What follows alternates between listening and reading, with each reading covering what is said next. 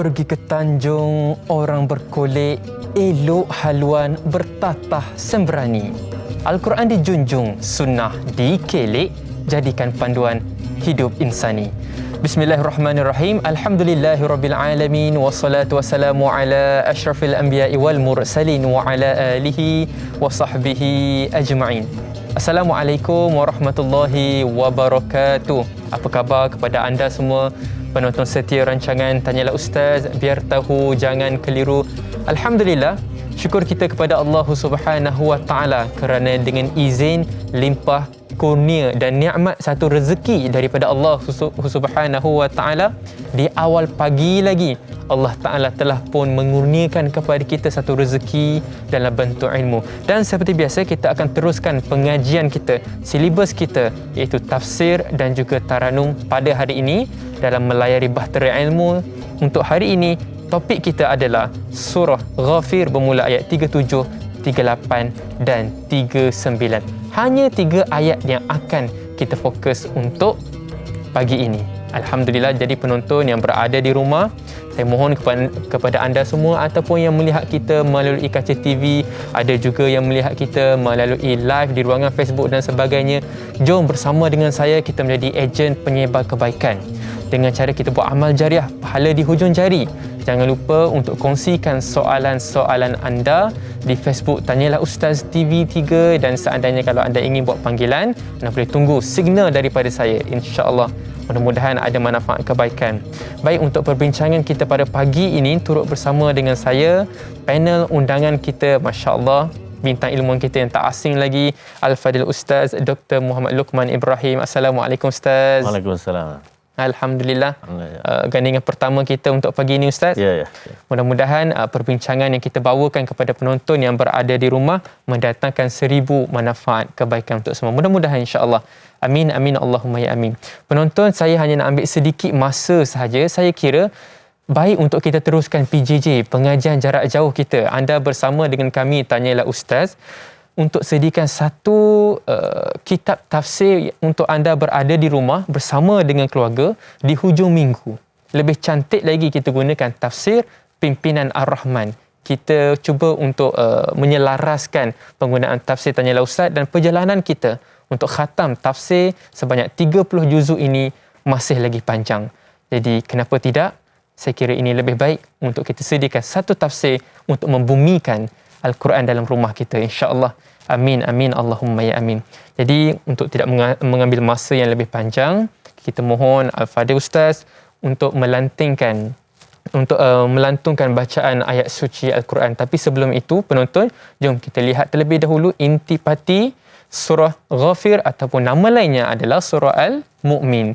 Surah ini diturunkan di Mekah, mengandungi 85 ayat. Merupakan juzuk ke-24 daripada 30 juzuk Al-Quran. Kenapa dinamakan surah Al-Ghafir?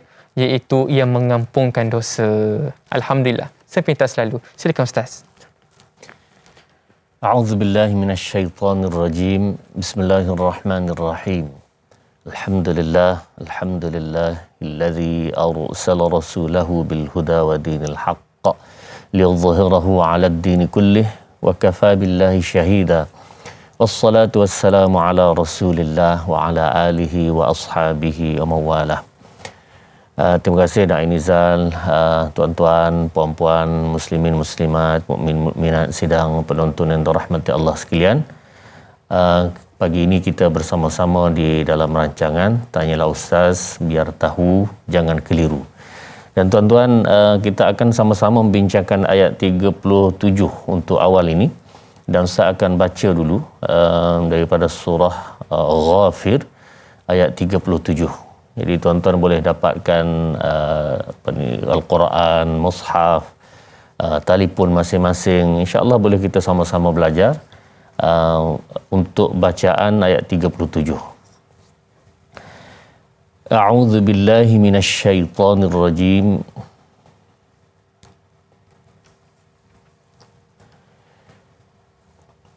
Bismillahirrahmanirrahim.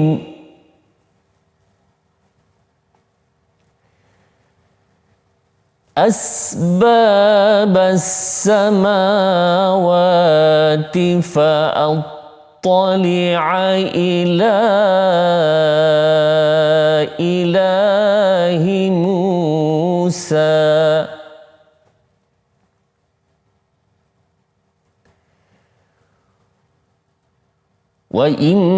وإني لأظنه كاذبا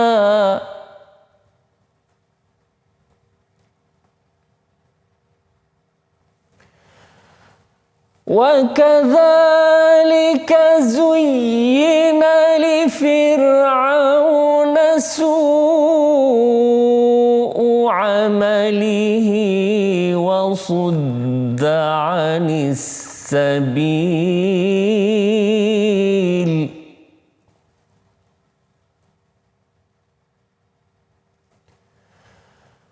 وما كيد فرعون إلا في تباب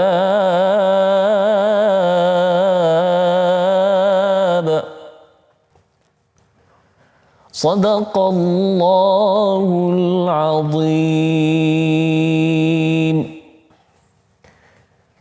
Muslimin rahmat Allah sekalian, ayat yang ke-37 tadi dengan maksud ayatnya iaitu ke pintu-pintu langit supaya aku dapat melihat Tuhan Musa, dan sesungguhnya aku percaya Musa itu seorang pendusta. Demikianlah diperhiaskan oleh syaitan kepada Fir'aun akan perbuatannya yang buruk itu dan dipandang baik, serta ia dihalang dari jalan yang benar, dan tipu daya Fir'aun itu tidak membawanya melainkan ke dalam kerugian dan kebinasaan. Zala, sebelum kita menyambung tentang perbincangan ayat ini, Ustaz nak merujuk dulu tuan-tuan kepada ayat pertama ini, ayat ataupun ayat 37 ini, kepada hukum tajwid sedikit. أسباب السماوات فأطلع إلى إله موسى. Perkataan ila ilahi itu, ila ilahi Musa, kepada Tuhan Musa. Ila itu kalau dari sudut mat, tuan-tuan sedia maklum, bagi orang yang meminati pembelajaran Quran mesti dia tahulah itu namanya bahagian tajwidnya mad jaiz munfasil. Mad jaiz munfasil. Baik. Tuan-tuan, mad jaiz munfasil ini qadar panjangnya ialah 2, 4, 5. 2, 4, 5 harakat. Itu ada pilihan lah. 2 boleh, 4 boleh, 5 boleh. Tapi tuan-tuan, saya nak sebutkan di sini, di dalam bacaan Al-Quran yang kita baca di Malaysia ini, malahan di dunia, Quran yang tertuliskan depan kita ini adalah meneruti kaedah ataupun sistem yang telah mengikut satu cara dipanggil Syatibiyah. Syatibiyah ni maksudnya kaedah yang ditetapkan oleh Imam Asy-Syatibi. Imam Syatibi ini hanya membaca 4 dan 5 sahaja. 4 dan 5 sahaja. Tadi kata 2 boleh? Tak. Tadi kata 2 boleh. Baik, 2 itu boleh tapi dia ada syarat. Syarat tu sedikit problem lah. Maksudnya, oleh kerana kita membaca Al-Quran ini yang ditulis memang mengikut kaedah-kaedah ditetapkan oleh Imam Syatibi, kalau dia baca 2, okey je dua harakat itu. Contoh, asbabas samawati fa'attali'a ila ilahi Musa. Boleh. Tetapi maka dia kena ikutlah 21 syarat yang lain. Banyak pula syaratnya.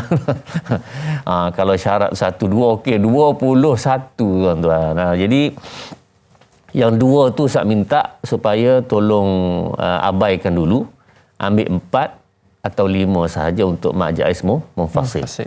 Contoh mudah, kalau tuan-tuan baca Yasin, kesan daripada tuan-tuan pilih baca 2 harakat pada mad jaiz, maka dia akan jadi kesan yang sangat besar. Contoh, Surah Yasin, tuan-tuan. Tuan-tuan boleh buka sekarang surah Yasin. Mad jaiz pertama dalam surah Yasin ialah litunzira qauman ma unzira aba. Itu yang pertama lah. Ma unzira. Litunzira qauman ma unzira, itu mad jaiz pertama. Katakanlah nak cepat dia baca dua. Okey, boleh. Tapi kena ingat bila dia baca dua, litunzira qauman ma unzira baca dua harakat, maka secara automatik saktah tidak ada. Itu dah nampak satu kan. Kesan pilih dua, maka saktah tak ada. Sebab itu dah panggil Tariq Imam Al-Jazari. Bila Tariq Imam Al-Jazari, dia tak baca dengan saktah. Qalu ya wailana man ba'athana min marqadina hadha. Mana saktahnya? Kita biasa baca saktah. Dah tadi baca dua harakat. Itu kesan. Kesannya mana? Jadi walaupun kali ini agak panjanglah perbincangan, cuma Ustaz nak sebutkan, tak payah pilih dua. Pilih 4 dan 5 sahaja. 2, 4, 5. Alhamdulillah, syukur pada Allah Subhanahu Wa Taala. Demikianlah sedikit kita katakan pencerahan cara, kaedah, tertib dalam membaca ayat suci Al-Quran itu sendiri. Mudah-mudahan semangat kita untuk belajar tafsir dan taranum ni kita sulamkan juga Ustaz ya, dengan ilmu-ilmu tajwid, mudah-mudahan insya-Allah. Baik, soalan Facebook yang pertama untuk pagi ini, soalan daripada Puan Jura Azlin Sufyan. Soalannya adalah merujuk kepada ayat ke-37.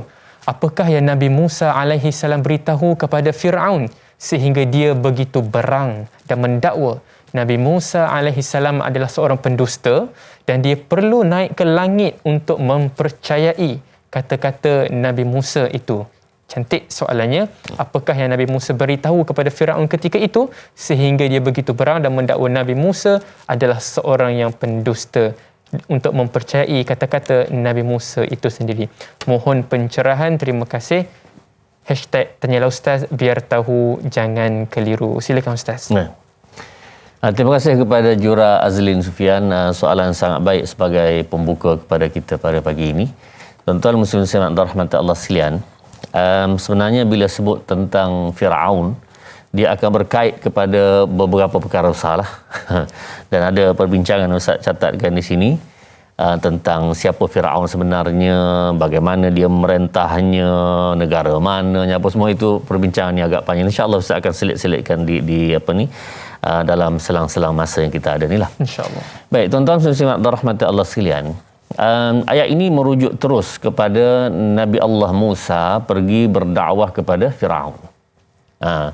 Dakwah kepada Firaun ini supaya Firaun beriman kepada Allah Subhanahu Wa Taala. Rabbi wa rabbukum. Tuhan aku dan Tuhan kamu. Dua-dua adalah Allah Subhanahu Wa Taala.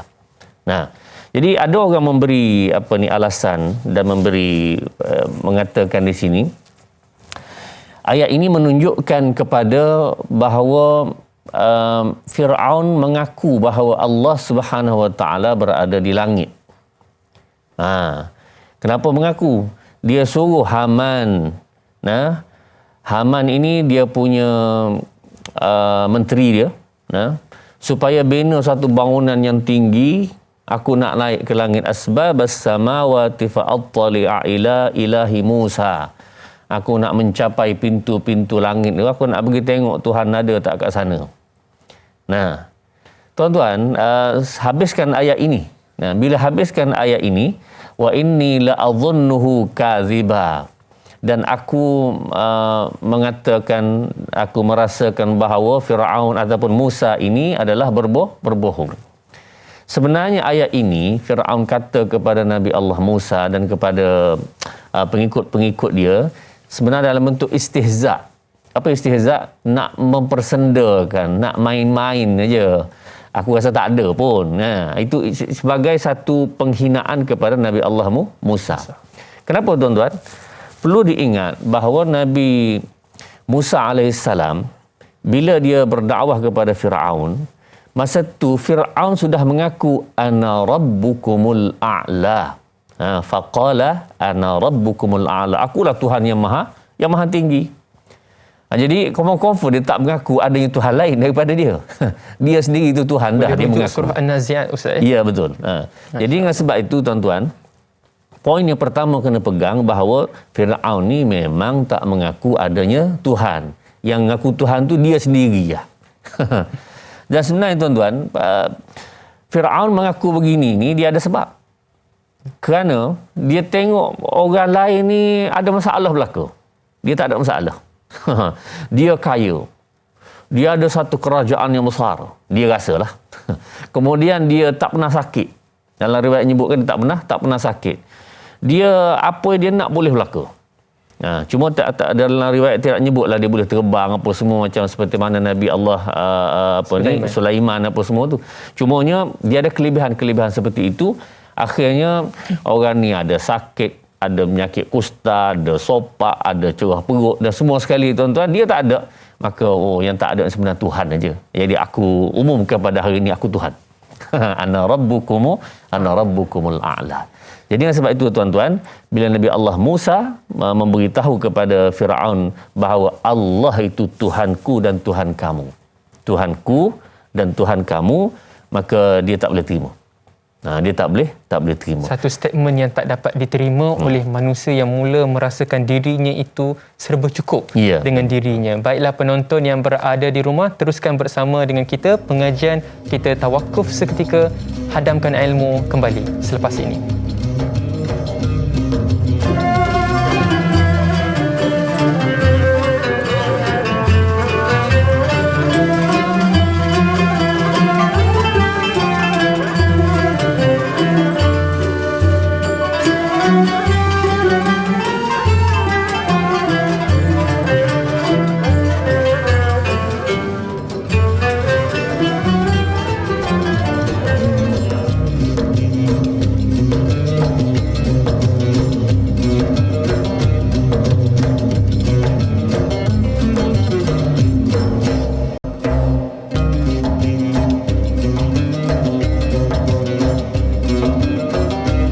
Alhamdulillah, syukur pada Allah Subhanahu Wa Taala. Penonton yang berada di rumah, ala kulli hal, seperti biasa anda masih lagi bersama dengan kami dalam program Tanyalah Ustaz, biar tahu jangan keliru.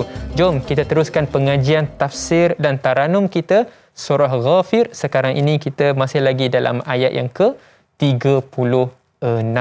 Alhamdulillah. Baik, maafkan saya, kita masih lagi dalam lingkungan ayat yang ke-37. Jadi untuk kita teruskan perbincangan kita untuk pagi ini, kita mulakan dengan soalan Facebook insya-Allah.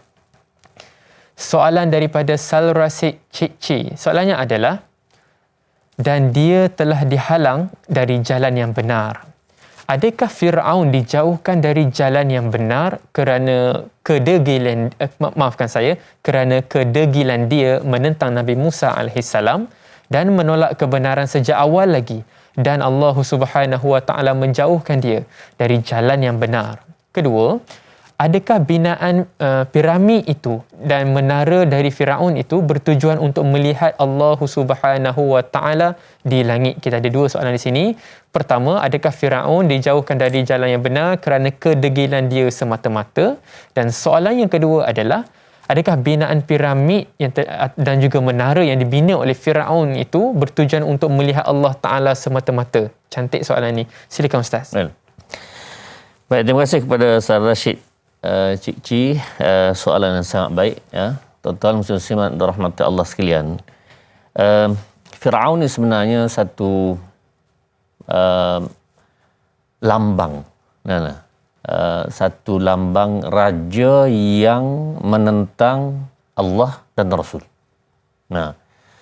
Dan tuan-tuan, Allah nak tunjukkan bagaimana raja ini yang menentang Allah dan Rasul, apa hujung ceritanya. Ini satu perbahasan tuan-tuan, dan Ustaz ada satu kisah yang sangat menarik untuk kita sama-sama. Ustaz boleh kongsi pada kami insya-Allah. Sekejap lagi insya-Allah.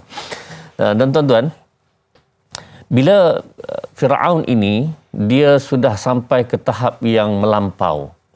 Tuan-tuan, kita kalau buat jahat sikit-sikit, ya, Allah Subhanahu Wa Taala akan beri balasan. Buat jahat sikit-sikit. Balasan tadi untuk peringatan, balasan tadi untuk mengampun dosa, itu balasan dalam bentuk itu. Tetapi bila sampai satu tahap yang ghulu, yang sangat melampau, pada masa itu Allah akan biarkan. Dan Firaun sampai tahap itu. Siapa-siapa, pemerintah ke, orang berkuasa ke, buat satu perkara tahap melampau, dia akan dibiarkan. Dia akan rasa, tengok aku buat jahat okey aja. Nah, tak ada buat apa, mana aku betul lah. Dia akan rasa begitu. Sebab itulah ayat ini menyebutkan tentang wa kadzalika zuyyina li fir'auna su'u amalihi. Dihiaskan perbuatan Firaun itu, dia macam rasa elok, macam rasa okey, macam rasa betul. Walhal itu salah. Ada. Sampai tahap itu tuan-tuan, maka pada masa itu dia tidak akan dibalas lagi oleh Allah Subhanahu Wa Taala. Tunggu masa dia akan balas bila sekali gap terus maka dia mati. Dan di akhirat kelak teruk sangatlah dia kena. Dan tuan-tuan, ini contoh ini mudah saja seperti mana kalau tuan-tuan pergi hospital, orang Zal, kalau orang sakit sikit-sikit doktor buat apa? Sikit-sikit demam, bagi ubat, bagi Panadol. Kalau sakit ni yang boleh dia, yang sikit-sikit yang boleh dia selamatkan, maka dia akan berubat. Kalau datang penyakit tu dia tengok, Allah, keciman ni, darah tinggi, kanser. Apa doktor cakap? Doktor tahan Ustaz. Balik lah. Tak boleh dah cik. Duduk hospital berapa hari. Oh tak boleh gini ni, balik-balik. Tak ubat doktor. Tak payahlah balik lah. Kenapa suruh balik tu? Tak boleh buat apa dah. Allah. Tak. Itu contoh mudah lah. Maknanya kalau sakit tu berat sangat, sampai tak mampu dibantu, ditolong lagi, maka boleh balik lah. Nak buat macam mana? Itulah contoh. Yang mana kalaulah sikit-sikit, biasanya Allah SWT akan beri peringatan kepada kita. Jadi kalau kita kena sikit-sikit, tuan-tuan, bersyukur sebagai peringatan daripada Allah SWT. Tapi kalau buat jahat, kemudian tak ada apa-apa, itu peringkat berat tu. Nah, makin jahat, makin zalim, makin menyusahkan segala hamba rakyat seperti Firaun ni, tuan-tuan, maka yang ini tunggulah. Satu, ketika datang Allah ngap terus dia habis. Itu yang jawapan saya pertama lah tentang bagaimana Firaun ini dihukum oleh Allah Subhanahu Wa Taala.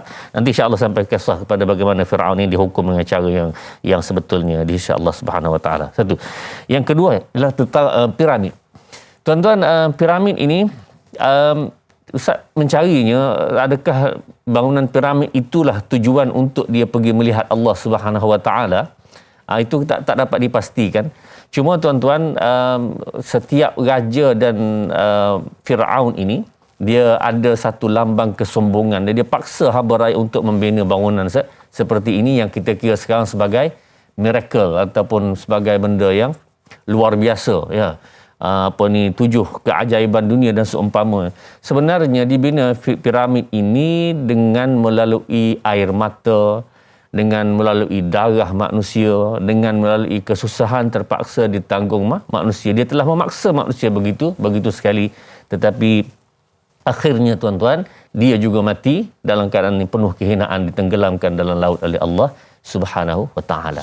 Sebenarnya banyak perkara tentang Firaun yang Ustaz nak sebutkan di sini, insya-Allah melalui soalan-soalan nizam. Kita simpan dulu Ustaz peluru ilmu tu, kita kongsi sedikit demi sedikit, tapi sangat tersentuhlah apabila kejahatan amal yang kita buat itu zuyyina, Allah Taala memperindahkan. Jadi berhati-hati dengan apa jua kejahatan ataupun perkara yang tidak baik yang kita lakukan. Baik, panggilan telefon kini dibuka, talian kami telah pun dibuka. Jadi seandainya anda ada sebarang persoalan, anda boleh buat panggilan secara live menerusi nombor yang tertera di kaca TV anda. Dan Ustaz dah bersedia, kita nak ambil pemanggil kita. Ya, silakan.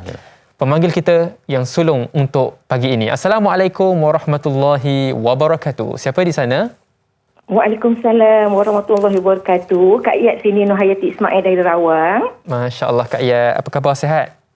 Alhamdulillah, terima kasih Da'i. Da'i apa khabar? Sihat Alhamdulillah. Silakan Kak Iyat. Terima kasih Da'i. Assalamualaikum Ustaz. Waalaikumsalam. Silakan. Kak Iyat ingin menyentuh tentang sifat manusia sekarang. Lazimnya manusia bila mereka mula berkuasa, mereka seolah-olah untuk ingin menyusun peraturan dunia. Bolehkah Kak Iyat rujukkan dengan kuasa-kuasa besar dunia? Dan bagaimana mereka seolah-olah menolak kebenaran? Dan Kak Iyat juga mohon nasihat Ustaz, macam mana kita nak menerima nasihat seseorang yang menasihat kita. Terkadang hati kita terasa keras. Kita rasa macam nasihat tu bukan untuk seolah-olah macam nak mencabar kita, sedangkan kita tahu tu ada benarnya nasihat tu. Dan lagi satu, boleh tak Ustaz sentuh sikit tentang pertikaian sekarang yang mengatakan wujudnya aras Allah dan Allah itu berjisim. Itu saja soalan Kak Ayat Ustaz. Terima kasih. Assalamualaikum. Waalaikumsalam warahmatullahi wabarakatuh. Dua soalan yang sesuai dengan perbincangan kita pada pagi ini. Nak tahu apakah jawapannya? Terus kekal setia bersama dengan kami. Tawakuf seketika kembali selepas ini.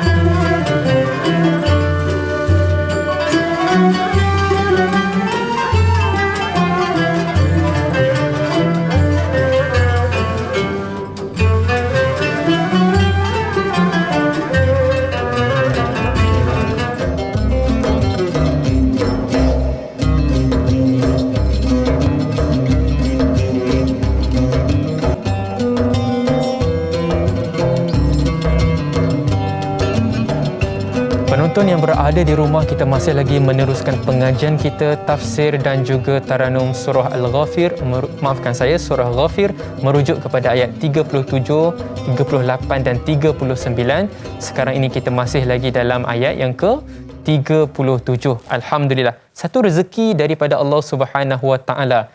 Di hujung minggu, kita satu keluarga duduk di hadapan TV ataupun melihat di ruangan Facebook, menonton rancangan Tanyalah Ustaz. Biar tahu, jangan keliru.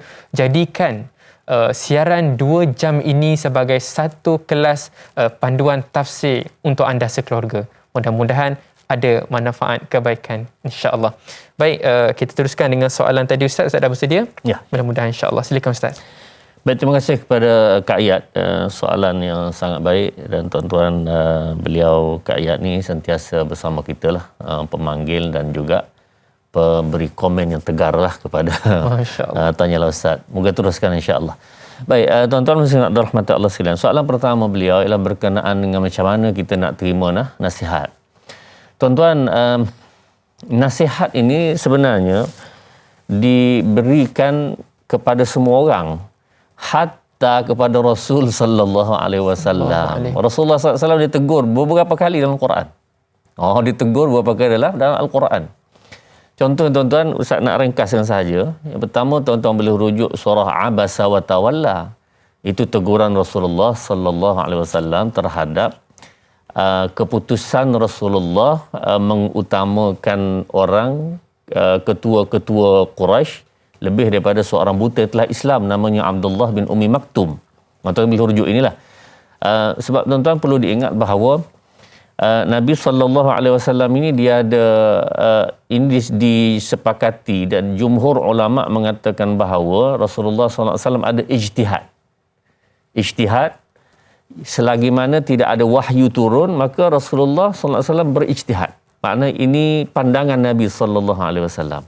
Kalau yang ada yang lari sikit apa semua, ada ayat yang turun untuk membetulkannya. Itulah yang berlaku ijtihad Nabi sallallahu alaihi wasallam pada waktu tersebut terhadap kisah Abdullah bin Ummi Maktum. Lalu turun surah Abasa wa Tawalla. Sama juga surah Tahrim. Ya ayyuhan nabiyyu, a'udzubillahi minasyaitonir rajim. Ya ayyuhan nabiyyu lima tuharrimu ma ahallallahu laka tabtaghi mardata azwajik wallahu ghafurur rahim. Wahai Nabi, kenapa kamu mengharamkan apa yang Allah halalkan? Mana mungkin Rasulullah mengharamkan apa yang Allah halalkan? Tak mungkin. Tapi makna tuan-tuan, teguran kepada Nabi sallallahu alaihi wasallam, asal benda itu boleh, tapi seolah-olah baginda sallallahu alaihi wasallam melarangnya. Ya Allah tegur. Jadi tuan-tuan, dalam hal teguran, nasihat apa semua ini, hatta Rasul pun ditegur. Jadi kita ni kecil sangatlah. Apatah lagi Ustaz, Apatah lagi kan. Ustaz sendiri pun yang kecil sahaja. Tinggal lagi tuan-tuan kita belajar untuk menerima nasihat tersebut bahawa Rasul pun sama ditegur dan diajar oleh Allah Subhanahu wa taala li tarbiyah. Jadi untuk memperbetulkan keadaan itu kita terima nasihat itu dengan cara terbuka. Mungkin sakitlah sikit pada awalnya, tapi tuan-tuan untuk mendatangkan kebaikan insya-Allah tidak ada masalah. Sehingga Rasulullah SAW dalam kisah dengan Jibril, Rasulullah SAW menyebutkan bahawa mal mas'ulu anha bi'a'lama minas sa'il. Bila Jibril menanya Nabi sallallahu alaihi wasallam, wahai Nabi, apabila berlakunya hari kiamat? Nah, matas sa'ah? Maka Rasulullah jawab, mal mas'ulu anha bi'a'lama minas sa'il. Kedudukan Nabi lebih tinggi daripada Jibril, tentu. Tapi kata Nabi sallallahu alaihi wasallam bahawa yang kena tanya aku ni tak tahu seperti mana kamu. Walhal Nabi lebih tinggi. Tak malu-malu Rasulullah kata aku tak tahu. Jadi tuan-tuan, dalam hal seperti ini kita ambil pengajaran bahawa kita pun sama. Kalau tak tahu, cakap tak tahu je. Senang. Allah, malulah Ustaz dalam TV cakap tak tahu. Habis malu sekali tu je, tapi kalau jawab, awak bertanggungjawab di hadapan Allah Subhanahu Wa Taala. Malu tu sendiri sebenarnya satu pengajaran Ustaz ya. Ya, satu ilmu, antara bentuk dalam cabang ilmu. Silakan Ustaz. Ya. Kemudian yang kedua, ini perbincangan yang panjang berkenaan dengan arash dan Ar-Rahmanu 'alal 'arsy istawa. Golongan sekarang ni tuan-tuan, dia nak kaitkan bahawa tengok Firaun nak suruh bina ke langit itu, dia telah diseru oleh Nabi Musa bahawa Allah di arash, Allah di langit. Aku nak tengok betul ke tak Musa cakap macam tu. Baik tuan-tuan, Ustaz dah sebutkan tadi bahawa ini adalah satu perbincangan yang panjang dalam masalah akidah. Tuan-tuan, dalam pegangan ahli sunnah wal jamaah majority. Ustaz cakap majority. Ini senang-senang faham untuk kita orang awam. Pegangan kita ialah Allah Subhanahu Wa Taala maujud bila makan. Allah ada tanpa tempat. Jadi meletakkan Allah berada di situ, di sini, di arah dan seumpamanya. Sedangkan ayat perbincangan Ar-Rahmanu 'alal 'arsy istawa, Tuhan beristiwa di atas arash. Perkara ini adalah ayat mutasyabihat. Zal, apa ayat mutasyabihat? Ayat yang samar. Ayat yang samar. Samar-samar maksud dia. Ya, ayat yang samar ini Allah suruh suruh kita berpegang kepada ayat muhkam. Apa muhkam? Ayat yang jelas. Nah, orang tak berpegang kepada benda samar. Berpegang kepada benda yang confirm. Apa confirmnya? Laisa kamitslihi syai'. Allah tidak serupa segala sesuatu, itu confirm. Jadi kenapa nak pergi ambil ayat yang samar?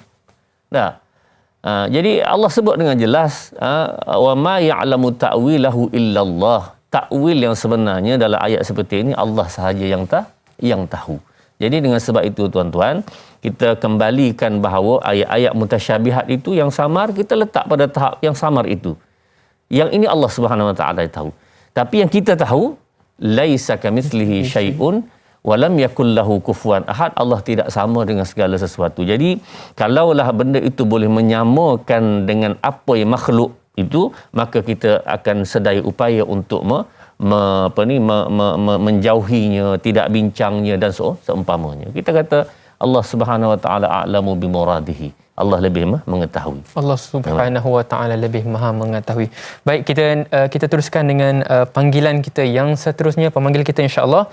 Bismillahirrahmanirrahim. Assalamualaikum warahmatullahi wabarakatuh. Siapa di sana?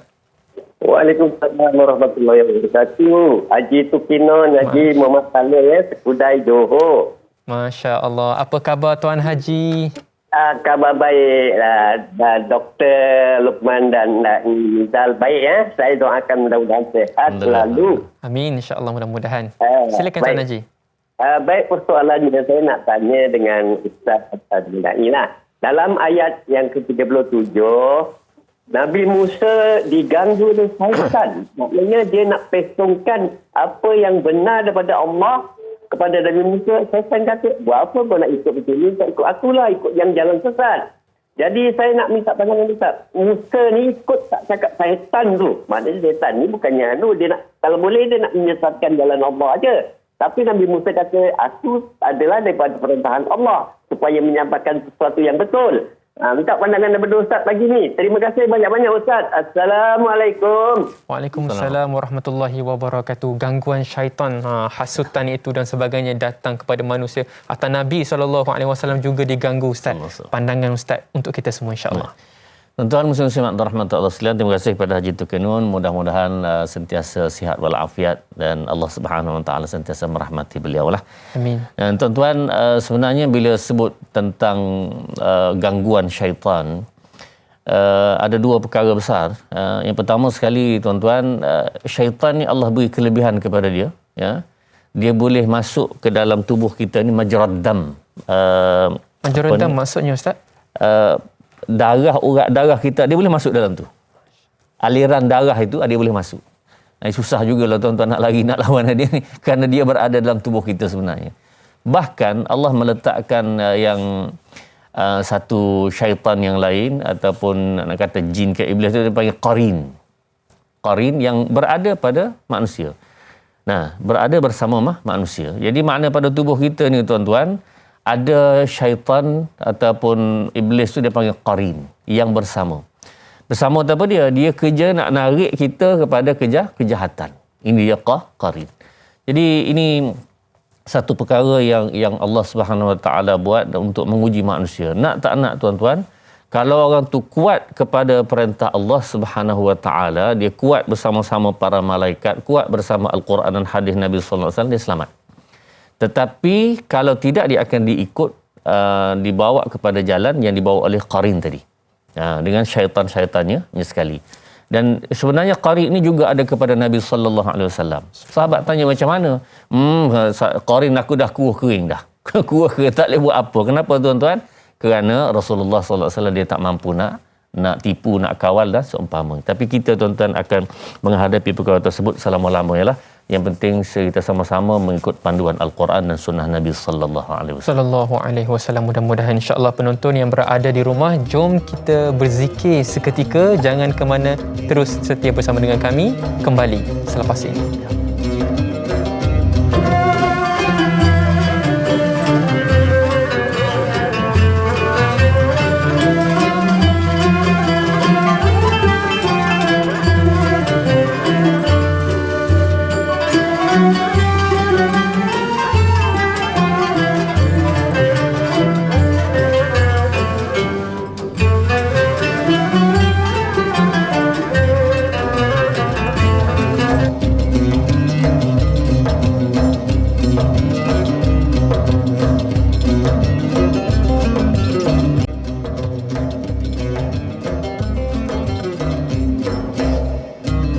Penonton yang berada di rumah, setelah sekian lama anda bersama dengan kami melayari bahtera ilmu. Tanyalah Ustaz biar tahu, jangan keliru, jangan tepu sangat kita duduk di rumah selalu menerima. Jadi jom kita main sikit teka-teki untuk pagi ni. Cuba-cubalah cari. Bagus teka-teki Al-Quran ni. Di dalam Al-Quran, berapakah bilangan surah yang dimulakan dengan Hamim? Kita bagi homework sikit, kita bagi kerja rumah sikit. Mudah-mudahan bila ada teka-teki yang ringkas macam ni, maka bertambahlah keinginan kita, seronok kita nak tahu banyak lagi perihal yang berkaitan dengan Al-Quran itu sendiri. Jadi penonton yang berada di rumah, macam biasa sekarang ni kita dalam program Tanyalah Ustaz, dan silibus pengajian kita untuk pagi ini adalah tafsir dan taranum. Kita mula nak berganjak kepada ayat yang ke-38. Jadi kita mohon Al-Fadhil Ustaz untuk melantunkan bacaan ayat suci Al-Quran surah Ghafir ayat yang ke-38, menggetarkan jiwa kita dan juga syarahannya. Silakan Ustaz. A'udzubillahi minasyaitonirrajim. وقال الذي آمن يا قوم اتبعون أهدكم سبيل الرشاد.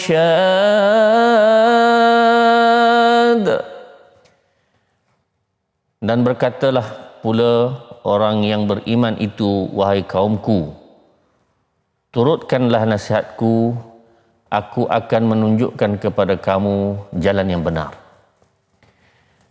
Tuan-tuan muslim-muslimat rahmat Allah sekalian, ada sedikit perbincangan lah untuk kita sama-sama ambil perbincangan ilmu sedikit pada pagi ini berkenaan dengan qiraat. Sebenarnya ilmu qiraat ini adalah satu ilmu yang berkait secara langsung dengan Al-Quran. Kalau kita sebut tajwid, itu satu tajwid. Kemudian qiraat tu lebih secara yang lebih besarnya, iaitu ada bacaan lain yang dibaca juga oleh Nabi sallallahu alaihi wasallam. Nah, ada bacaan lain yang dibaca juga oleh Nabi sallallahu alaihi wasallam. Yang kita duk baca sekarang tadi, yang ayat-ayat yang kita baca sebelum-sebelum ini pun tuan-tuan, itu dia panggil bacaan Hafs daripada Asim. Bacaan Hafs daripada Asim. Baik tuan-tuan, ada bacaan yang sedikit berbeza, ya, tetapi juga dibaca oleh Nabi sallallahu alaihi wasallam.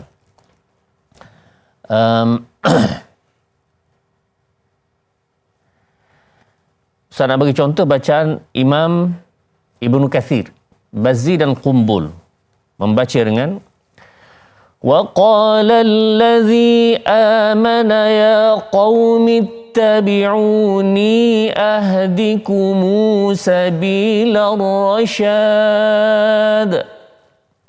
وَقَالَ الَّذِي, dua harakat, الَّذِي, kemudian ittabi'uni tu ada ya mutakallim situ.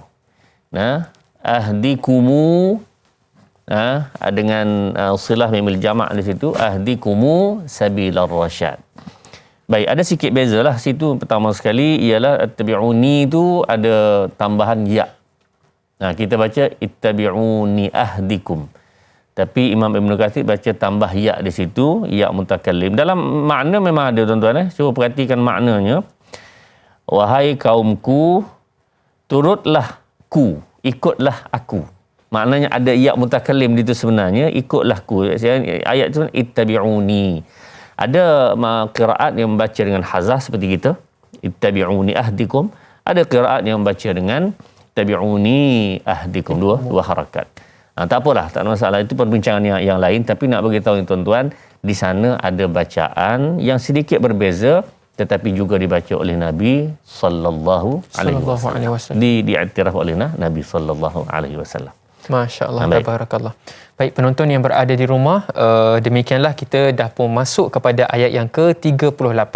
Jadi untuk kita raikan, untuk kita pecahkan soalan-soalannya, masya-Allah, kita terima satu lagi panggilan. Assalamualaikum warahmatullahi wabarakatuh. Siapa di sana? Waalaikumsalam warahmatullahi wabarakatuh. Dai Nizal dan Dr. Muhammad Luqman Ibrahim. Saya Umar Abdul Majid dari Pelda Cini Timur 3, Pekan Pahang. Assalamualaikum Doktor dan Dai. Waalaikumsalam warahmatullahi wabarakatuh. Jadi soalan saya begini Doktor, ya.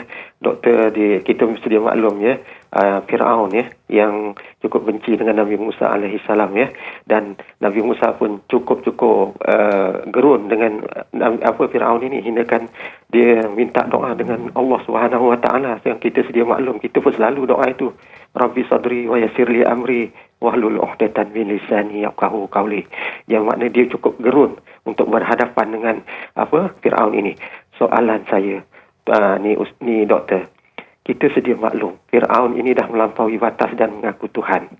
Sedangkan dia tak pernah pun sakit, tak pernah pun apa, sesemua pun tak pernah. Sebab kata Doktor tadi.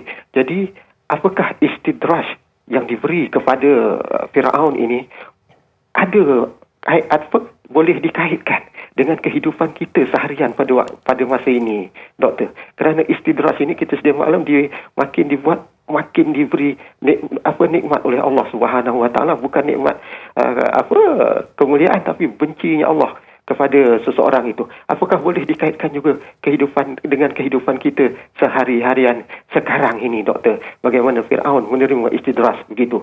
Itu soalan saya, Doktor dan Dai. Terima kasih banyak, Doktor dan Dai. Assalamualaikum. Waalaikumsalam warahmatullahi wabarakatuh. Terima kasih banyak saya ucapkan kepada pemanggil kita Tuan Omar Abdul Majid satu soalan yang sangat baik. Ustaz, siapakah itu Firaun dan apakah bentuk istidraj yang telah Allah Subhanahu Wa Taala berikan kepada dia? Mungkin penonton kita ada yang tak tahu apakah makna istidraj itu sendiri dan macam mana kita nak ambil ibrah pengajaran nak kaitkan dengan zaman moden sekarang. Silakan Ustaz. Baik, terima kasih kepada Haji Omar Abdul Majid dan tuan-tuan muslimin rahmati Allah sekalian. Maksud istidraj ini ialah satu kebaikan, satu kelebihan. Sebenarnya itu dosa. Sebenarnya itu satu kejahatan. Tetapi diberi nampak baik dan dia dapat kebaikan daripada perkara tersebut. Jadi kebaikan itu dia nampak baik ataupun kejahatan tu dia nampak baik, lalu Allah tambahkan lagi. Maknanya dia rasa, oh sebenarnya aku sedang buat baik. Baik tuan-tuan. Jadi itulah berlaku kepada Firaun. Istidraj ini ditambah lagi sehinggalah Allah matikan dia dalam keadaan begitu hina, tenggelam, raja yang paling hebat akhirnya mati terhina. Baik tuan-tuan muslimat rahmat Allah sekalian. Bolehkah tidak istidraj yang berlaku kepada kehidupan kita seharian sebagaimana yang Haji Omar tanya tadilah. Baik, jawapannya boleh sangat. Kepada Firaun Allah boleh buat, kepada kita pun juga benda yang sama. Contoh tuan-tuan. Ada orang tak semayang. Tapi tak ada masalah apa berhidup dia. Dah okey je. Covid pun tak kena. Sakit pun tidak. Sihat je, keluarga pun okey je. Duit pun tak dapat banyak pula. Jadi maknanya dia tak sembahyang. Baik. Itu tandanya istidraj. Malahan dia tengok, orang sembahyang tu lagi teruk pada aku. Dahlah sembahyang duduk atas kursi. Kaki sakit lah, pinggang sakit lah, apa semua. Ini panggil istidraj. Dia pagi-pagi dia dah jogging, pukul 5 pagi dah jogging. Orang pergi sembahyang tu duduk atas kursi dia tak mampu, tak larat. Dia larat lagi. Allahumma ta'ala. Ini satu bentuk istidraj. Jangan kita rasa bahawa dengan Allah tidak memberi kepayahan dan kesusahan itu sebenarnya Allah kasih dan sayang. Tak. Kalau itu alasan itu diguna tuan-tuan, orang yang buat jahat maka dia sentiasa betul lah. Buat jahat dan tidak dibalas. Dah jadi hukuman pun terlepas atas muka dunia. Kemudian dalam bentuk yang lain pun dia tak kena. Jadi dengan sebab itu tuan-tuan dia sentiasa terlepas. Itu dipanggil istidraj. Baik tuan-tuan. Firaun ni Ustaz nak sebutkan sikit tentang dalam perbincangan secara khusus kita ini. Iaitu kalau ditanya tentang Firaun, adakah yang menentang Nabi Allah Musa itu namanya Firaun? Tak tuan-tuan. Firaun ni gelaran bagi raja-raja Mesir. Gelaran bagi raja-raja Mesir. Dan nama dia ada masing-masing nama lah, banyak Firaun sebenarnya. Yang menentang Nabi Allah Musa itu namanya Ramses II. Itu dalam sejarah lah. Kita tak boleh nak cakap secara tepat, wallahu a'lam. Tapi Ramses II inilah yang satu-satunya yang mengaku menjadi Tuhan. Firaun lain raja yang zalim juga, tapi taklah sampai mengaku Tuhan. Tapi Ramses ni memang dia punya level lebih up lagi, betul lagi, iaitu mengaku menjadi itu Tuhan. Baik tuan-tuan. Ramses II ini, atau kita sebut Firaun lah sebab Quran sebut Firaun, dia kejahatan dia begitu sekali kepada hamba rakyat. Ramai sekali orang mati dalam keadaan tidak beriman kepada Allah Subhanahu Wa Taala walaupun telah disuruh oleh Nabi Allah Musa. Malah diancam tuan-tuan. A'udzubillahi minasyaitonirrajim. لَأُقَطِّعَنَّ أَيْدِيَكُمْ وَأَرْجُلَكُمْ مِنْ خِلَافٍ ثُمَّ لَأُصَلِّبَنَّكُمْ فِي جُذُوعِ النَّخْلِ ila akhir ayat. Kalau kamu beriman ikut Nabi Musa, maka aku akan kerat kaki tangan kamu bersilang. Allahumma ta'ala, diancam rakyat ni sampai ke tahap itu. Tu saya sebut tadi, kalau pemimpin yang melampau, Allah biarkan dulu. Ini istidraj, biarkan dulu sampai satu masa bila dia kejar Nabi Allah Musa, kejar sampailah laut terbelah sebagaimana kisah yang kita tahu tuan-tuan, terbelah menjadi 12 lorong dan Nabi Musa pun telah sampai ke sebelah sana. Firaun masuk dalam laut itu, maka Allah tutupkan laut. Tapi kisah yang menarik ini tuan-tuan, Masa Fir'aun tenggelam ini, dalam ayat Quran sebut a'udzubillahi minasyaitonirrajim. وَجَاوَزْنَا بِبَنِي إِسْرَائِيلَ الْبَحْرَ فَأَتْبَعَهُمْ فِرْعَوْنُ وَجُنُودُهُ بَغْيًا وَعَدْوًا حَتَّى إِذَا أَدْرَكَهُ الْغَرَقُ قال آمنت أنه لا إله إلا الذي آمنت به بنو إسرائيل وأنا من المسلمين. Baik. Tuan-tuan, Fir'aun kejar nak bunuh Nabi Allah Musa, tapi bila laut tertutup tu, hatta idza adrakahul gharaq. Dia tahu dah nak tenggelam, nak mati dah ni. Dia sempat beriman. Qala amantu annahu la ilaha illa allazi amanat bihi Banu Israel. Aku beriman dengan Tuhan yang diimani oleh Bani Israel. Wa ana minal muslimin, dan aku mati Islam. Macam cerita Piramli. Piramli mati dalam iman. Ini Fir'aun pun tahu juga. Tak tahulah Piramli ambil kisah ini ke jadi cerita, wallahu alam lah. Cuma tuan-tuan, bila begitu keadaannya, maknanya kita boleh simpulkan bahawa Al-Quran menyebutkan Fir'aun ni mati beriman, mati Islam. Lain macam juga ni jalan sebut gini kan. Sabar tuan-tuan. Quran ni kena ingat, tolong baca bagi habis. Dia tak boleh baca sekerat gitu. Macam itulah tanyalah Ustaz sebenarnya. Dia tak boleh tengok satu episod dia kena ada apa ni, habiskan ceritanya. Apa dia tuan-tuan? Ayat ada lagi lepas itu. Al-ana. Ayat kena baca tinggi. Kena baca kuat. Adakah sekarang Fir'aun? Itu soalan Allah. Oh, baru sekarang kamu nak beriman? Itu. Wa qad 'asaita qablu wa kunta minal mufsidin. Kamu jahat sebelum ni, kamu buat rosak, kamu menipu orang, kamu paksa segala-gala kamu buat kepada manusia. Sekarang pun nak beriman?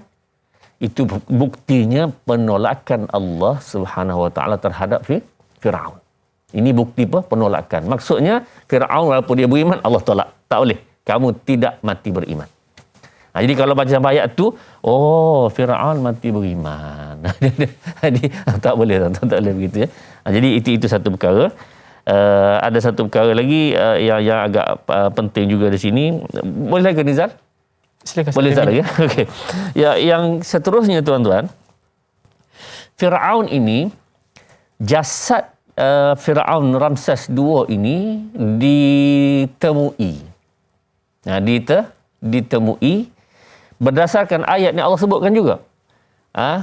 فَالْيَوْمَ نُنَجِّيكَ بِبَدَنِكَ لِتَكُونَ لِمَنْ خَلْفَكَ آيَةً. Ayat ni tuan-tuan boleh cari dalam surah Yunus ayat 92 sampai 94 gitu. Ada 2-3 ayat di situ. Pada hari ini aku selamatkan jasad kamu Fir'aun. Kamu mati tapi jasad kamu aku selamatkan litakuna liman khalfaka ayat, supaya orang lepas ni boleh tengok inilah. Ni orang panggil apa ni? Kepala halian ni kalau. Inilah dia. Degil sangat tu. Orang yang sangat degil, sangat jahat ini Allah selamatkan dia dan boleh tengok sampai hari ini. Dan tuan-tuan, ada satu peristiwa ataupun kisahnya. Jasad ini dikaji oleh satu orang doktor daripada Perancis. Okey, berkenaan dengan satu kajian ni, kita minta Ustaz tahan dulu. Satu kajian ini akan kita kongsikan penonton yang berada di rumah. Kita nak melabuhkan tirai di TV3 dan kita ada siaran tambahan selama 30 minit di TV9. Jadi teruskan setia bersama dengan kami. Kita tawakuf seketika, kita hadamkan ilmu, kita murajaah dulu, kembali selepas ini.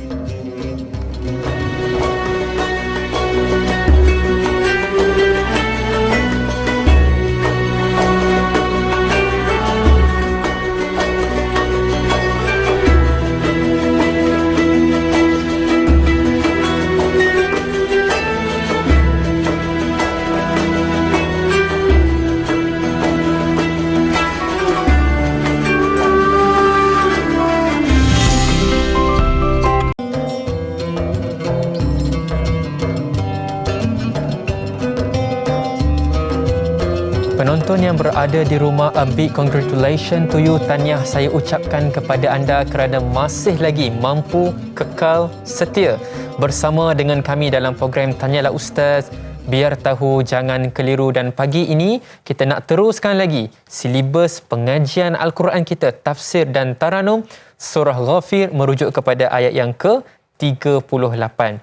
Baik, kembali semula kepada perbincangan asal kita berkenaan dengan Firaun. Ustaz ada kongsikan kepada kita semua bagaimana kedegilan Firaun menentang Allah Subhanahu Wa Taala. Bahkan dalam Al-Quran ini kita ada sains, kita ada sejarah yang perlu kita kaji, kita hurai. Jadi mungkin Ustaz boleh teruskan dengan poin bagaimana penemuan sejarah itu sendiri berkaitan dengan jasad Firaun. Silakan. Baik, terima kasih Zal dan tuan-tuan muslimin rahmati Allah sekalian. Perbincangan kita sebelum tadi ialah berkenaan tentang ayat yang Allah sebutkan tentang jasad Firaun. Tuan-tuan, ada satu kajian yang dibuat oleh Dr. Maurice Bucaille. Gitulah lebih kurang namanya kan. Dan beliau telah kaji ya mumia-mumia yang ada dalam piramid. Bila dia kaji tuan-tuan dengan permintaan kebenaran daripada kerajaan Mesir apa semua, dia kaji, akhirnya dia buat kenyataan bahawa dia berjumpa dengan Firaun yang tenggelam dalam laut semasa kisah Nabi Allah Musa. Dia sukalah bertahun-tahun kaji ni. Tuan-tuan, orang cakap kepada dia, wahai Dr. Maurice Bucaille, sesungguhnya yang kamu kaji itu dah ada dalam Al-Quran. Dia terdiam sekejap. Aku kaji bertahun-tahun dah ada. Tak? Lalu dia pun tengok Quran pula. Kaji Quran ni pula. Akhirnya tuan apa yang berlaku? Dia memeluk Islam. Ini satu keajaiban tuan-tuan. Orang yang mengkaji Quran betul-betul dia akan rasa kalah. Sebab itulah tuan-tuan. Allah sebut dalam Quran, a'udzubillahi minasyaitonirrajim. فَالْيَوْمَ نُنَجِّيكَ بِبَدَنِكَ لِتَكُونَ لِمَنْ خَلْفَكَ آيَةً.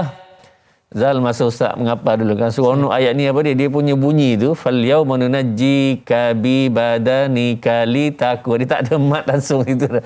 Jadi memang kita ingat betul situ tu. Jadi tuan-tuan, ayat ini menunjukkan bahawa Allah kata, hari ini kami selamatkan jasad kamu Firaun. Kamu mati tapi jasad itu masih ada, litakuna liman khalfaka ayah, supaya orang boleh tengok kesan daripada apa kamu buat ni, orang ambil pengajaran. Lalu tuan-tuan, atas sebab ini Dr. Maurice Bucaille memeluk Islam, dan tuan-tuan, itulah kebenaran Al-Quran. Jadi siapa-siapa nak kata Quran ini duk pakai kitab padang pasir punya cerita tak? Baik tuan-tuan, kita terima. Tapi nak tanya, ada satu benda kita nak tanya tak? Betul Quran ni padang pasir punya, turun zaman padang pasir. Tapi macam mana boleh padang pasir ini menceritakan satu perkara yang sangat luar biasa, hari ni baru orang kaji, baru jumpa. Tak? Jadi tuan-tuan, ini satu perkara yang perlu direnung. Kalau nak kata padang pasir pun tak apa, tetapi kehebatan Al-Quran musayaratul waqi'. Musayaratul waqi' maksudnya dia sejalan, selari dengan semua yang waqi'i yang berlaku pada hari ini. Dia sejalan Quran ini sampai bila-bila. Tak percaya, kajilah seperti mana yang berlaku pada Dr. Maurice Bucaille dan pengkaji-pengkaji yang lain. Wallahu alam. Afala yatadabbaruna al-Quran. Mudah-mudahan kita mengkaji Al-Quran. Baik, kita teruskan dengan soalan Facebook yang seterusnya insya-Allah. Soalan daripada Puan Nur Dahlia Biru merujuk kepada ayat yang ke-38. Adakah setiap orang yang beriman perlu menunjukkan jalan yang benar dengan kebenaran supaya dapat menarik orang-orang yang jauh daripada Allah Subhanahu Wa Taala dan mereka yang bukan Islam tertarik kepada Islam seperti mana akhlak yang telah ditunjukkan oleh Nabi sallallahu alaihi wasallam kepada kita semua. Silakan Ustaz. Ya. Terima kasih kepada Nur Dahlia Biru. Baik tuan-tuan, sebenarnya apabila kita macam Ustaz ni bercakap, sebenarnya mudah. Maksud mudah tu apa? Maknanya apa yang kita belajar, apa yang kita baca, apa semua kita boleh beritahu balik. Itu mudah dari sudut itu. Tetapi untuk beramal, benda payah tuan-tuan. Beramal ni benda payah. Sebab itulah Quran untuk dibaca, difaham diamal. Nah, dia ada peringkat lain-lain tu. Baca itu satu kelebihan, memahami satu kelebihan, tetapi beramal satu kelebihan yang lain. Ada orang ada ilmu, ada pengetahuan, tapi sekadar maklumat. Beramalnya tidak. Ya. Tuan-tuan, orang-orang yang terlibat dengan perkara-perkara yang salah, kita kata rasuah, penipuan, yang benda-benda yang diharamkan oleh Allah Subhanahu Wa Taala, semua itu sebenarnya kita tanya, awak tahu ke tidak benda itu salah? Tahu ke tidak, Zal? Tahu, dia tahu. Tapi kenapa dia buat? Ini soalan, ya tak? Sebenarnya semata-mata dengan pengetahuan belum tentu dia akan beramal. Ya, inilah para ulama menyebutkan dia kena ada satu kekuatan iman barulah dia boleh beramal. Kekuatan iman. Kalau semata-mata tahu belum tentu dia amal. Ya. Tuan-tuan, kalau tuan cuba cek lepas ini, iaitu ramai daripada orientalis, pengkaji-pengkaji Islam Barat menghafal Quran. Dia hebat pada kita. Hafal Quran. Bahkan hafal hadis Nabi sallallahu alaihi wasallam. Beriman ke tidak? Tak. Nak beramal memang taklah, tapi maknanya dia punya kehebatan itu maklumat masuk dalam kepala dia banyak, tetapi dia tidak mendapat hidayah daripada Allah Subhanahu Wa Taala. Maksudnya apa, tuan-tuan? Hanya mengetahui tidak memestikan bahawa dia beramal. Beramal itu kena ikhtiar, usaha yang lain. Sebab itulah para sahabat ini, Nabi SAW letak asas 13 tahun di Mekah. 13 tahun panjang. Yang beramalnya, yang sebenar beramal di Madinah hanya 10 tahun, tak panjang. Maksudnya apa dia? Asas untuk keimanan, ketakwaan kepada Allah itu sangat-sangat besar.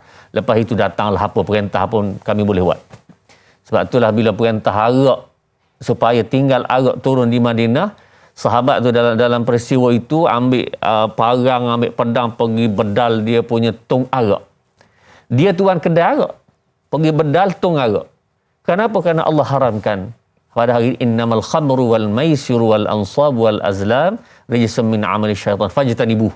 Haram dah, tak boleh dah. Maka haram tu dia pergi bedal sendiri, tuan-tuan. Itu keimanan, bukan daripada tubuh tapi daripada keimanan yang ada dalam diri dia. Masya Allah. Alhamdulillah, penonton yang berada di rumah, baca, faham dan juga amal. Itulah platform silibus pengajian kita, tafsir dan taranum. Baik, sekarang ni kita nak berganjak kepada ayat yang ke-39. Jadi penonton yang berada di rumah, kita standby dengan mushaf Al-Quran. Mudah-mudahan insya-Allah bersedia untuk Al-Fadhil Ustaz melantunkan bacaan ayat suci Al-Quran. Silakan Ustaz. A'udzubillahi minasyaitonirrajim. Bismillahirrahmanirrahim.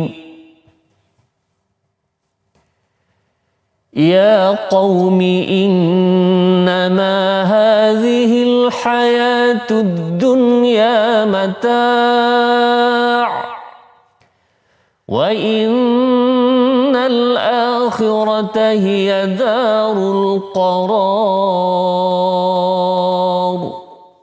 Sadaqallahul azim. Wahai kaumku, sesungguhnya kehidupan dunia ini hanyalah kesenangan untuk sementara waktu sahaja. Dan sesungguhnya hari akhirat itu sahajalah negeri yang kekal abadi. Tuan-tuan muslim-muslimat rahmat Allah sekalian. Bila menyebutkan tentang kehidupan dunia dan kehidupan akhirat, tuan-tuan cuba cek lepas ini,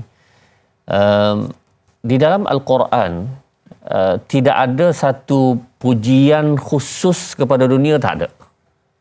Pujian khusus tidak ada kepada dunia, tidak ada. Yang ada pujian khusus kepada akhirat. Nah, inilah salah satunya, wa innal akhirata hiya darul qarar. Akhirat itulah kehidupan yang kekal abadi. Wal akhiratu khairun liman ittaqa. Dan akhirat itulah bagi orang yang bertakwa. Walal akhiratu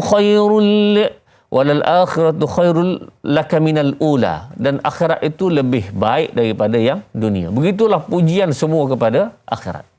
Nah, yang ada kepada dunia ini la'ibun wa lahwun, permainan, senda gurau dan seterusnya lah. Itu yang disebut oleh Allah Subhanahu Wa Taala kepada dunia. Baik. Perkataan dunia ini asalnya daripada kalimah ad-dunu. Ad-dunu dengan dua makna, satu makna rendah, satu lagi makna dekat. Makna rendah dan makna dekat. Adalah perbincangan ulama, tak apalah, itu sudut bahasa. Tapi dengan terjemahan dunia ini perkara yang rendah. Sebab itulah Allah Subhanahu Wa Taala suruh kita jangan cari yang ini, cari yang akhirat. Baik. Tuan-tuan muslim dan rahmati Allah sekalian. Apa benda dunia, apa benda akhirat?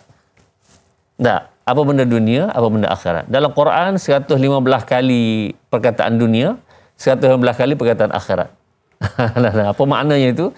Ulama bincanglah bahawa ini menunjukkan kena seimbang antara dunia dan akhirat. Problemnya Zal ialah, Ya Ustaz. kalau kita cek-cek, kita semayang, kita ibadat ni berapa lama satu hari? Cuba cek lah. Subuh berapa minit? 10 minit. 10 minit lah kita kata semayang tak? Kali dengan 50 minit. Zikir ada lah 10 minit. Barulah 50 dah ada baru. Paling tak laju sampai kita ambil 3 minit lah. Astagfirullah. Okay. Astagfirullah. Itu. Baca Quran? Masya Ada. Bila kita cek itu, baru tak sampai 2 jam pun. Tak sampai 1 jam. Dia. Lepas tu yang selebihnya? Nak kira apa? Nak kira dunia. Kalau dunia 23 jam, akhirat 1 jam, itu sangat tidak imbang. sangat tak seimbang sebenarnya. Masya Tidak seimbang. Jadi kalau kita tengoklah sebenarnya perbincangan kita ni nak merujuk kepada sikitnya masa yang kita pinjamkan kepada Allah Subhanahu Wa Taala. Jadi itulah pentingnya penonton yang berada di rumah terus kekal setia bersama dengan kami dalam silibus pengajian tafsir dan juga Al-Quran. Banyak lagi yang akan kami kongsikan kepada anda. Tawakuf seketika, jom berzikir kembali selepas ini.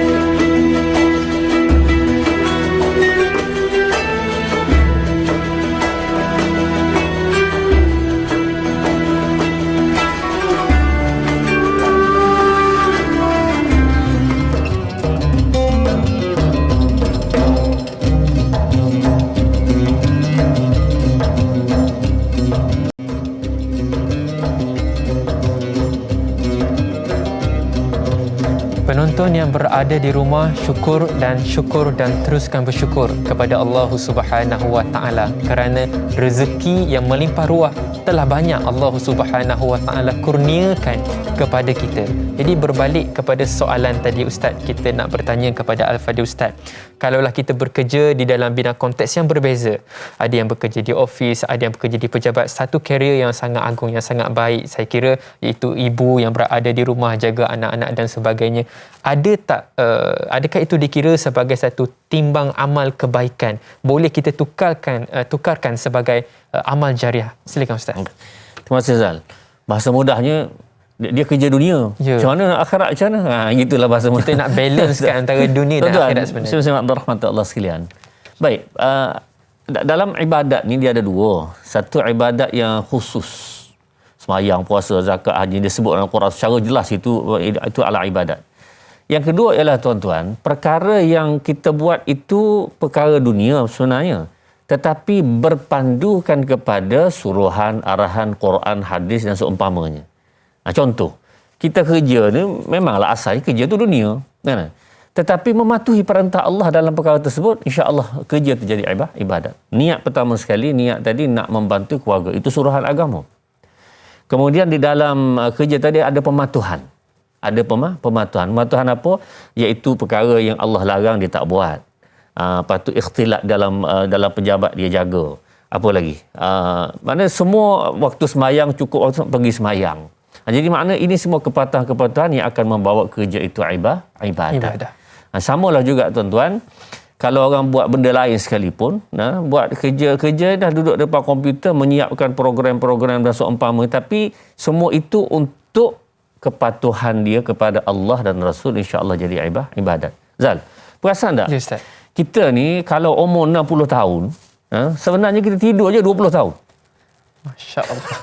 Kalau umur 60 tidur Ini fakta tuan-tuan ya. Ini fakta. Tuan-tuan kira sini 8 jam tidur kan. 8 jam maknanya 1/3 daripada 24 jam. 26 tahun tidur apa kita buat ni? 20 tahun 20 tahun tidur. Ya tuan, 20 tahun tidur. Baik, kalaulah tidur hanya tidur perkara dunia. Jadi kalaulah perkara itu hanya semata-mata dunia, tak jadi apa, rugi 20 tahun saja. Tak ada apa tuan-tuan. Jadi cara macam mana? Tidur tadi mengikut diajar oleh Nabi sallallahu alaihi wasallam. Ada air semayang. Nak tidur tu ada zikir sedikit. Kemudian tidur tu niat nak bangun sembahyang tahajud. Walaupun tak bangun pun tapi dapat pahala. Niat tu penting. Niat penting. Kemudian tuan-tuan subuh bangun. Maka ini semua akan menjadi satu ibadat. Jadi yang 20 tahun tadi ibadat. Esok dia mati, Allah aku tidur jadi ibadat rupanya. Sebab ikut cara Nabi sallallahu alaihi wasallam.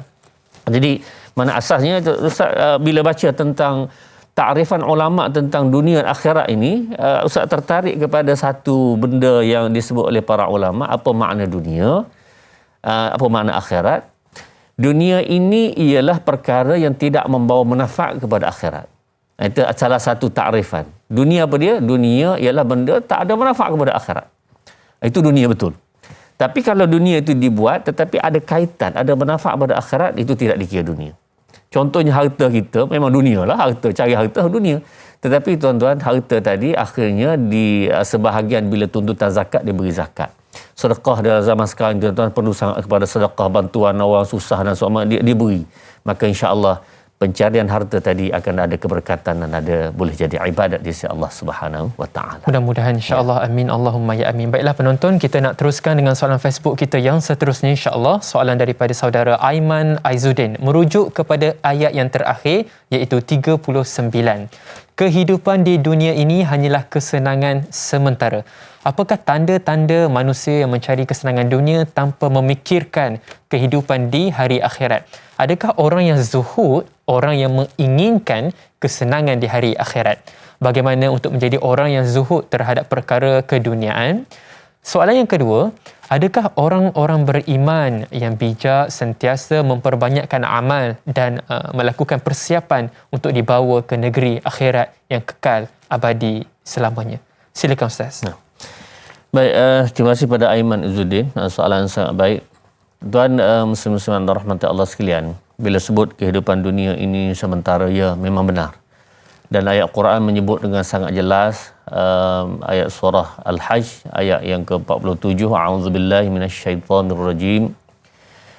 Wa inna yawman 'inda rabbika ka'alfi sanatin mimma ta'uddun.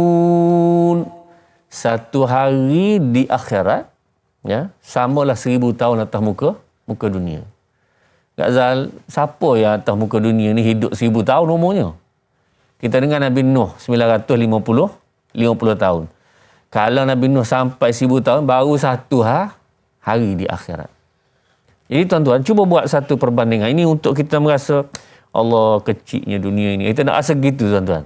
Allah biar dunia ini ada manfaat untuk akhirat. Ada, baik. Iaitu tuan-tuan cuba buat bagi.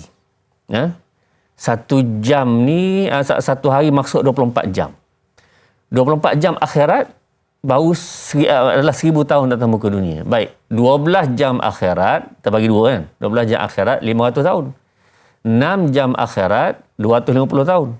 3 jam akhirat, 125 tahun. Tak? Maknanya kita hidup 63 tahun ni, hanya baru 1 jam 30 minit. Allahumma. Kalau pun sampai umur kita 60 tahun, itu pun baru 1 jam 30 minit. Allahumma tuan-tuan.